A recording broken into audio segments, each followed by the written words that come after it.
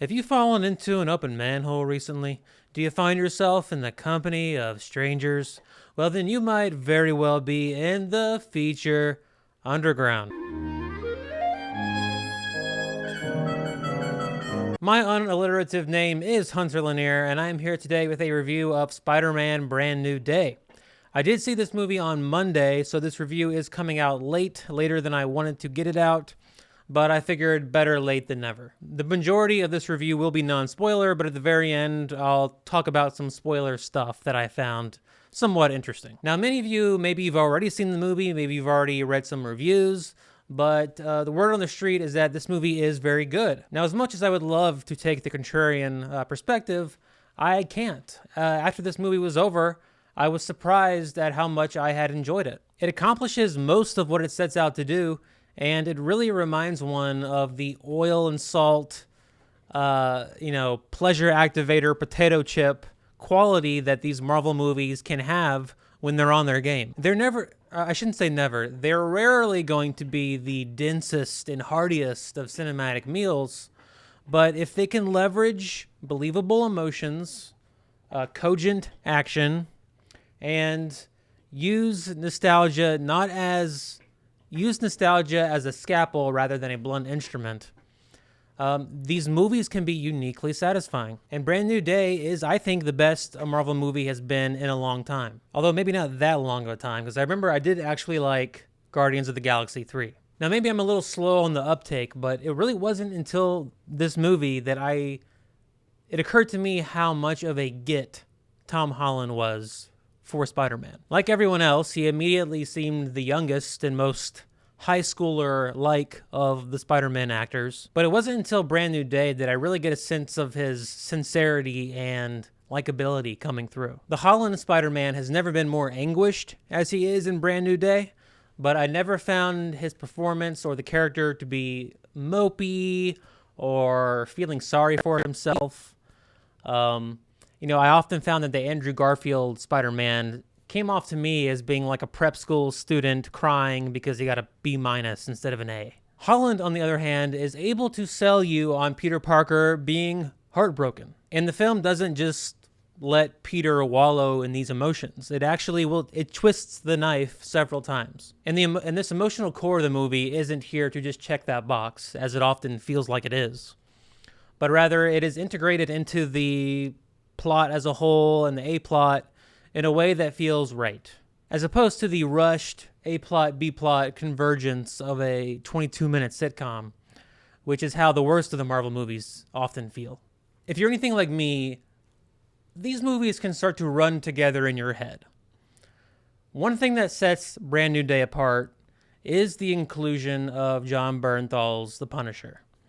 And his inclusion here, I'm happy to report, and if you've seen the movie, you may already know, or you may feel differently. I felt that his inclusion was not simply for the novelty of having these two characters interact.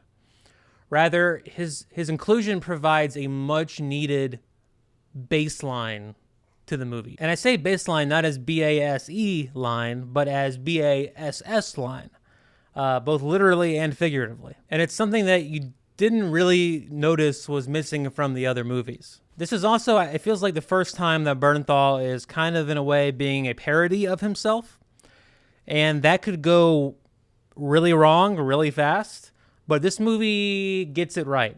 His, what is basically now a trademark grunt, is used for comic relief at one point. So this movie is very self-aware in a Jon Bernthal sense. And there's a certain fight that involves the Punisher in this movie, and if you've seen the movie, you know what I'm talking about, that hits just the right balance between being really cool and really silly. And that's a balance that these Marvel movies, I think Marvel itself is kind of built on, and these movies often don't find that balance very well, especially the most recent Thors have really screwed that up. Now, you could say for as well as the Punisher is integrated into this movie, the Hulk isn't.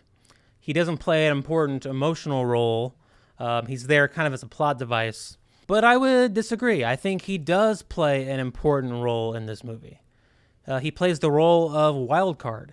He is this little drop of chaos. He is this force of nature on the chessboard that everyone is trying to swing in their direction. And better yet, this movie brings back the Mr. Hyde Dum Dum Hulk, which actually sets the character apart and makes him feel special in this universe, as opposed to just being a bloated Mark Ruffalo. As far as things in this movie that don't work, one of them is there's this whole plot with Spider-Man going through a kind of superhero puberty, which has one kind of, it reminds one of the Spider-Man 3 a little bit, Sam Raimi's Spider-Man 3. How that storyline progresses and its eventual climax, I think, are the weakest parts of this movie. You can see the metaphor that it's trying to spin, but it just doesn't, the movie doesn't spend that much time.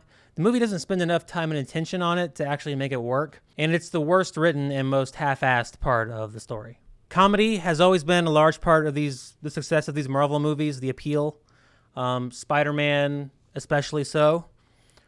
These Marvel movies have all kind of adopted that Joss Whedon style of quippiness with a wide margin of success. Brand New Day does it better than most, because even when the jokes don't land, they're never so bad that they have you groaning or thinking less of the person sitting in front of you for laughing at them. I remember some of the other Tom Holland and Spider-Man movies getting those reactions out of me. A lot of that being because you had comedians like J.B. Smoove and Hannibal Buress in those movies. You had the Freaks and Geeks guy, not a comedian, but a comedic actor. And those movies would often screech to a halt and take these little comedic breaks for those characters to just be funny.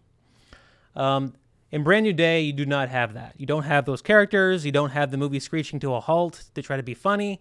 Like I was talking about with the emotional core, the comedy in this movie is better woven into the actual story at just the right ratio. Now let's talk a little bit about spoilers. The big bad of this movie is Jean Grey from the X-Men. Now the fact that she is Jean Grey and is an X-Men, or will be, or was, or however this multiverse stuff is going to play out, I didn't find that to have much of an impact on the movie.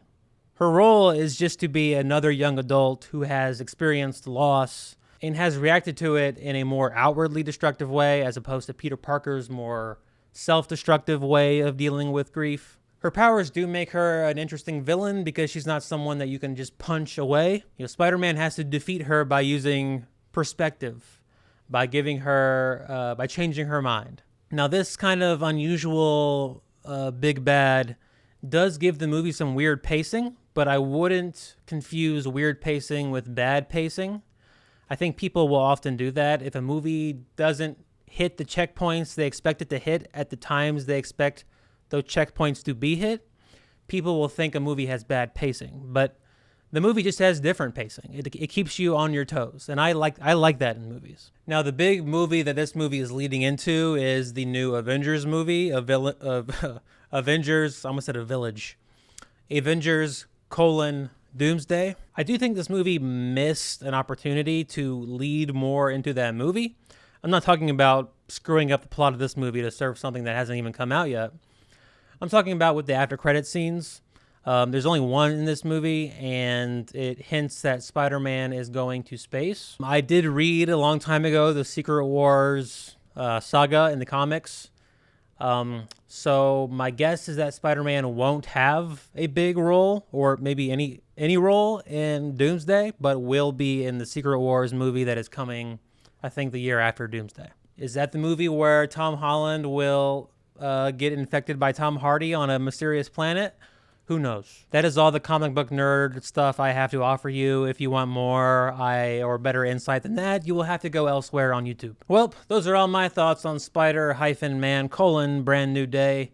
Now is the time for you to let me know your thoughts on my thoughts. There are many movie droughts, but there are so many movies I have to review right now. I am seeing Tony on Monday. I had a chance to go to a screening earlier, but I missed it. But there will be another screening on Monday for press. I am also in possession of The Samurai and the Prisoner. New Kurosawa movie. No, not that Kurosawa.